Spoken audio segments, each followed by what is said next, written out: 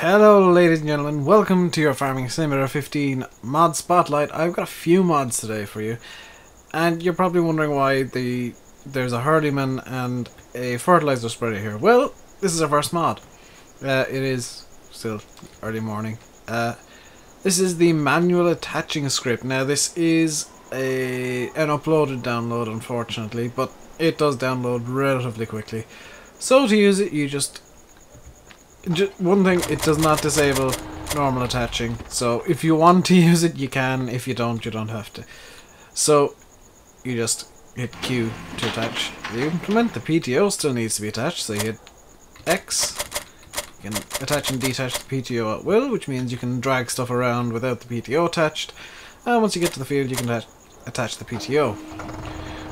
And it does actually not show up. I don't know if you can still use the fertilizer spreader with no PTO. I haven't checked.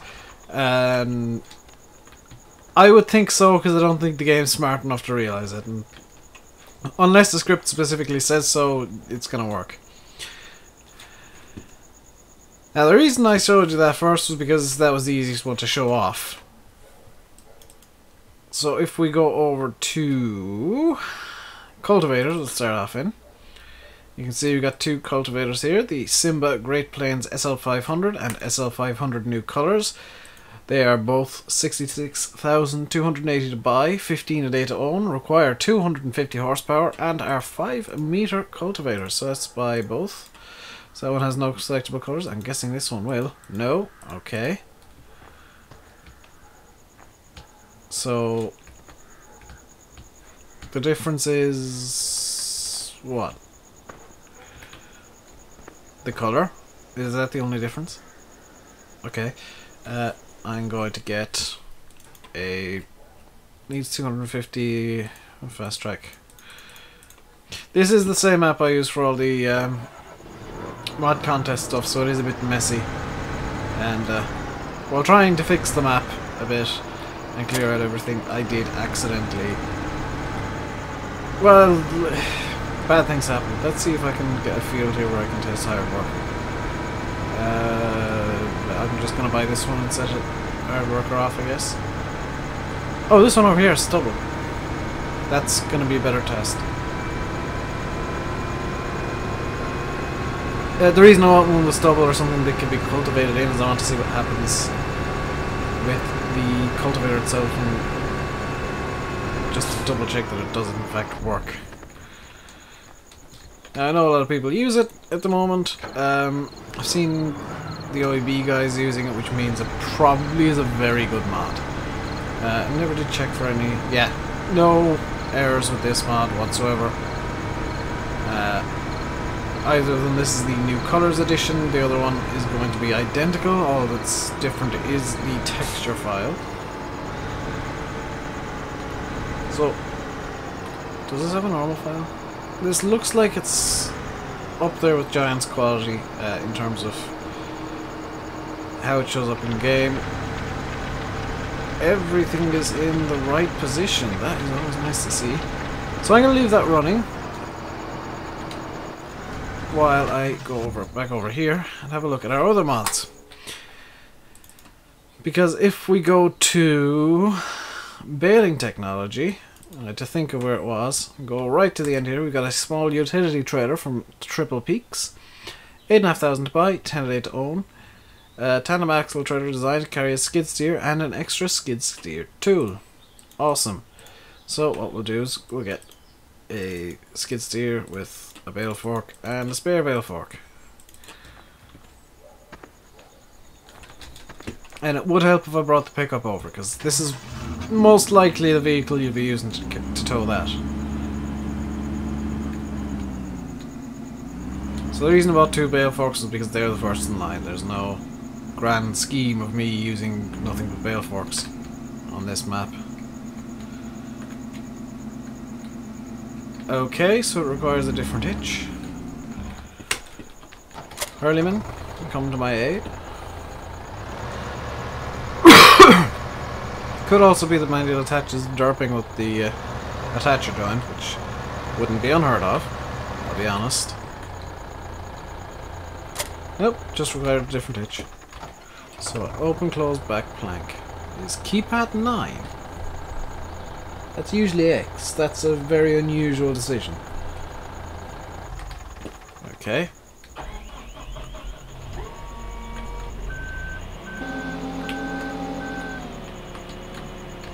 So let's get this thing into second gear because this is the Vertex Design modded one.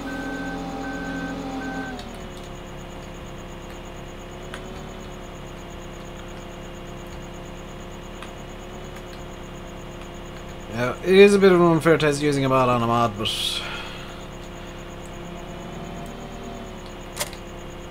a lot of the time it does work reasonably well. Plus it says it uses a skid steer. This is a skid steer, although it is a tracked one, so the ones with actual wheels may work better. So as a result, your mileage with this will vary. Part of me wonders if you can put bales on this as well, just because. So let's close up the back plank. And, those tools have fallen over. But it does look like it's running some sort of attacher. So that works pretty much as you'd expect. Not a whole lot I can say about it, I guess. It works. There are... oops. No log errors. Oh dear. Press tab once and... there. No log errors, so it works pretty much perfectly.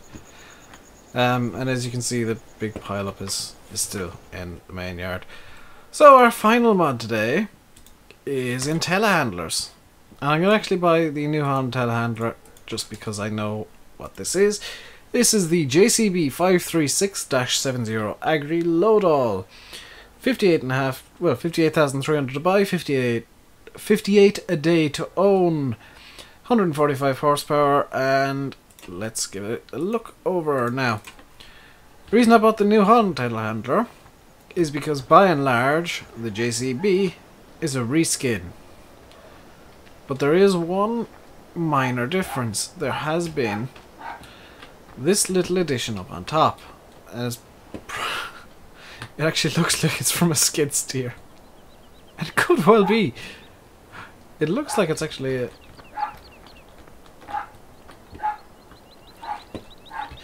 okay, so that's obviously something JCB do with everything. Is that the radiator? Aircon, possibly? So it's a reskin of the New Holland Telehandler. And that's fine. I mean, free DLC, no issues there. And they've just retextured the entire thing. Popped the extra little bit on the back, so it's added realism. And let's get in. This is the actual sound of a JCB 536-70 Loadall. It's got the same script as the Vertex Telehandlers, where moving the boom arm raises the revs, I guess. Something's causing me to go down to 30 FPS. I'm guessing it's over there. Yeah, something's gone wonky with the game. And I've been told that, ooh, it does have cab lights. Cab lights. Does everything in the cab work? Speedo works. Time works, oddly enough. Rev counter works. Very nice, nicely detailed. Most of this is the same as New Holland. Although they did change the center of the steering wheel to be a JCB, which is nice. Keypad 4 changes the wheel direction. Oh, good lord, it's got crab mode. Crab mode. Crab to the left. Crab to the right. Crisscross. So you can have...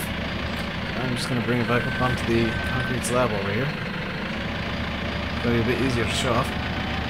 So you can have your all-wheel steer, where you can spin essentially on a dime, to an extent. You can have front-wheel only steer, where this is basically what you'd be using on the roads, more or less. It's front-wheel steer, and then, you know, all-wheel steer in the fields. And then if you're doing some stacking, you want to just kind of, you know, Oh, this bale here is in the wrong place. Let's just bring it over here and stack it up over here instead. Keeps you lined up nicely, but you can move forwards and to the left and right very easily. Now, mirrors do work. The lights on the front work. All the lights on the front work. All the lights on the rear work. Beacon works quite nicely too. Let's just grab this over to the New Holland.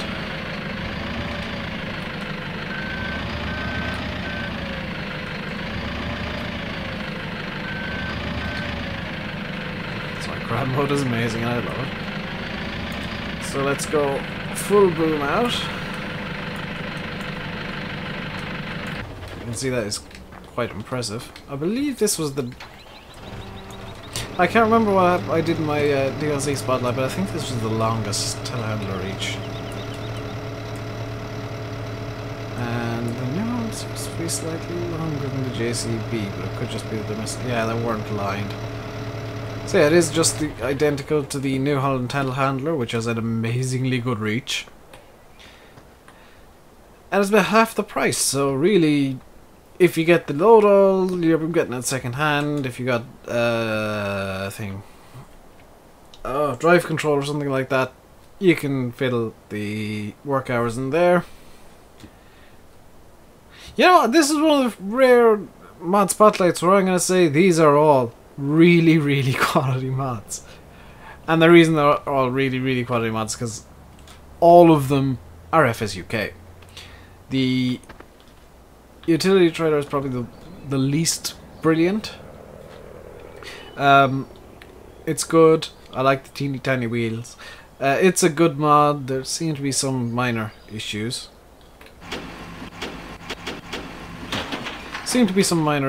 Because that bale fork is bobbling about. The JCB load-all, it's essentially a Giant's vehicle. Works really well. Great Plains. Now I will go back and figure out how to get to the other one again. This works. I like the animations, like the detail. There does seem to be normal files and everything installed on it. And the manual attach mod. This is the only one that wasn't a direct download from FSUK. This is a mod hoster download, and they'll all be in the description, and I'll just put the direct link to mod hoster in it. And ooh, the JCB's dancing. I know there's a second manual attach mod coming out, possibly the same mod author potentially, but works differently, works slightly better. And David Oldfield's been testing that. Now I don't have drive control, I'm just gonna shift I, hop into this fast track. Oh come on, let me choose the fast track. No. There. Enter vehicle. I'm gonna stop you now. So look at the dirt skin. This... Oh, it doesn't have cube maps! Oh, it was so good. Oh, it doesn't have the... it doesn't appear, at least, to have the mapping required to give the dirt skin some texture, like on... This fast track is not getting dirty quickly enough for me to show you. They don't seem to have textures, which is... Well, they do have textures, obviously. Ah! I can show you versus the wheels. So, brilliant! I can get inside it slightly. Come on, let me clip in again. So here you can see that there are textures very flat looking, and if I scoot over to the wheel here, you can see it does have a bit of a textured look to it. Like it is caked in mud, and mud has been splattered up onto it. That's just a missing file that... I'm gonna be honest, most mods don't have it, so I'm not gonna complain too much. It is a bit of a shame, because if it had the cube map and you know, everything that Giants have on their stuff, which it's really unusual to say that most mods don't live up to the quality of Giants. But this doesn't. Most mods don't, and it's really a bit odd. The Great Plains are really good. I mean, it's a 5-meter cultivator. You can apparently get good speed into it, because you saw me start, I was non-stop. So you can apparently get good speed with it. It's 5 meters, so it is quite wide. It's actually a really good width for general use, and it does fold up. So this might make some appearances again. The only big issue with it is the horsepower requirement, because if you need 250 horse, you're going to have a pretty big farm, and maybe 5 meters isn't a big enough cultivator for you. I want to compare the price between the... Okay, so we got the Great Plains here, which is 66.2. Okay, 66.2. What can you get for 66,200 or thereabouts in normal cultivators? You can get... I'm going to say the Vaderstad Carrier, which is 8 meters, or the Horse Tiger, which is 10 meters. So it's... Here, yeah, this would be the closest companion to it in in-game stuff, which is 4.5 meters, and is only 18,000. Even the 6 meter, yeah. I would say the price is a bit high, so I might edit the mods slightly to just lower the price to... If that's 18,000 and 4.5, maybe 19,000. Just so that it's I'm gonna say 20,000-ish. Just so that it's a price that's reconcilable with normal in-game stuff. The JCB Loadout, on the other hand, is one of the very many mods that seem to have very low prices, because the... no, actually, because... If you compare it to the the worst JCB telehandler is more expensive. Yeah, the JCB Loadout does have a bit of a low price. The... what else did I look at? The small trailer, I would say 8,500 is roughly what you'd pay for that in reality. I'm gonna leave it here.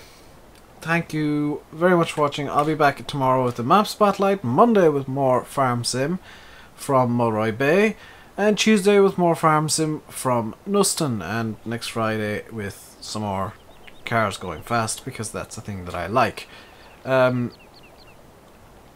Mulroy is going to be interesting on Monday, trust me, because there's a few things that I want to talk about there. Until then, stay safe and goodbye.